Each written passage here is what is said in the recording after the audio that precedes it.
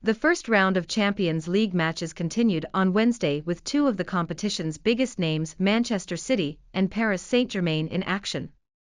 But neither of those teams produced the most impressive performances of the night, one failing to score, and the other needing a late piece of luck to salvage the 3 points.